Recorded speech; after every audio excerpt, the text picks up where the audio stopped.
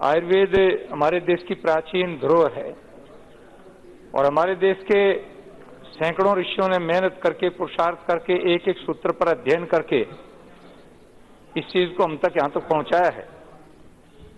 खासतौर से हमारे बीच में कुछ बहुत सारे ऐसे ग्रंथ हैं जिन पर अनुसंधान की आवश्यकता है, किया भी है। जैसे चरक की चरक संहिता सुश्रुत की शल्य चिकित्सा का सबसे प्रथम ग्रंथ है सुश्रुत संहिता, वाग्भट का काया चिकित्सा, भाव मिश्र का भाव प्रकाशम, माधव का सारंग दर संहिता, अष्टांग संग्रह। इस तरह से आयुर्वेद के बहुत सारे इस प्रकार के ग्रंथ हैं। कश्यप ऋषि का है कौमार भृत बाल चिकित्सा शास्त्र। सैकड़ों ग्रंथों के नाम मैं आपको बता सकता हूं, कह सकता हूं, क्योंकि मेरा विषय रहा है। मेरे गुरुजी 85 साल उन्होंने आयुर्वेद की चिकित्सा की, स्वामी सर्वानंद जी ने। श्रद्धेय स्वामी ओमानंद जी 50 साल उन्होंने की चिकित्सा। मुझे उन दोनों का सानिध्य प्राप्त हुआ। कई बार एक प्रश्न कहने को आता है कि साहब आयुर्वेद त्वरित काम नहीं करता है, लेकिन आयुर्वेद में इस प्रकार की चिकित्सा है कि एक बार आदमी के जीवा पर यदि औषधि चली जाए तो अचेत व्यक्ति 5 मिनट में खड़ा हो सकता है।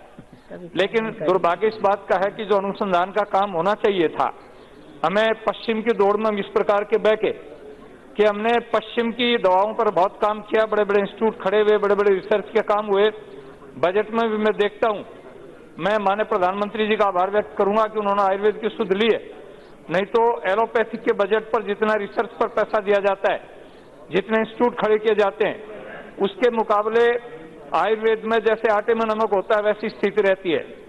मैं माननीय मंत्री जी से एक निवेदन करूंगा कि आयुर्वेद का जो मूल है वो संस्कृत है, और आजकल खासतौर से आयुर्वेद इंस्टीट्यूट में जो पढ़ाया जा रहा है, बायो के स्टूडेंट को तो आन लिया जा रहा है, लेकिन संस्कृत के विद्यार्थियों को अवॉइड किया जा रहा है। जब बच्चे के पास संस्कृत नहीं होगी तो संस्कृत के जो मूल ग्रंथ, मैंने जिनका सामान्य ग्रंथों का नाम लिया, इनको पढ़ेगा कैसे?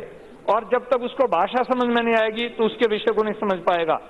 दूसरा मेरा निवेदन ये था कि 3-4 मंत्रालयों को मिला करके एक कमेटी बनाई जाए, एक आयोग बनाया जाए। जैसे आपको जड़ी बूटियों की आवश्यकता पड़ेगी, उसमें कृषि मंत्रालय और पर्यावरण मंत्रालय, वन मंत्रालय, ये दोनों मिलकर के काम करें। आयुष मंत्रालय के साथ में कृषि मंत्रालय, और जब तक पर्यावरण वन मंत्रालय काम नहीं करेगा हम वनौषधि नहीं उगा सकते। आज वनों में स्थिति ऐसी हो गई है, पहले हमारे जितने भी वैद्य लोग थे जंगल में जाकर के जड़ी बूटियां लेकर के और ताजा दवाओं से, ताजा औषधियों से काम किया करते थे, रस आदमी का निर्माण करते थे। लेकिन आजकल फॉरेस्ट में घुसने नहीं देते हैं लोग। इसलिए सरकार को ऐसी व्यवस्था करनी चाहिए कि फॉरेस्ट को डेवलप किया जाए और इस रूप में डेवलप किया जाए कि वनौषधि पैदा की जाए।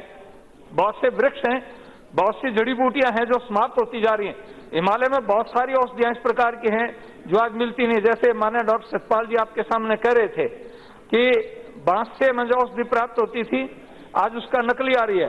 तो बहुत सी दवाइयां इस प्रकार की हैं जो नकली प्राप्त होती हैं। तो माननीय मंत्री जी से मेरा निवेदन है कि आप इन तीनों मंत्रालयों के साथ समन्वय करके और औषधियों को उत्पन्न करने का एक प्रोग्राम बनाएं, कार्यक्रम बनाएं, ताकि हमारी भारतीय जो पद्धति है, चिकित्सा की पद्धति, उसका पूरा विश्व लाभ उठा सके।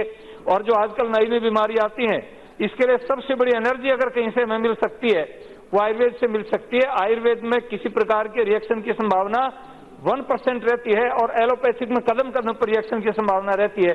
तो मेरा निवेदन है कि इस तरह से हम काम करेंगे तो हमें सफलता मिलेगी। मैं इस बिल का समर्थन करता हूँ। माननीय सांसद श्री थॉमस जी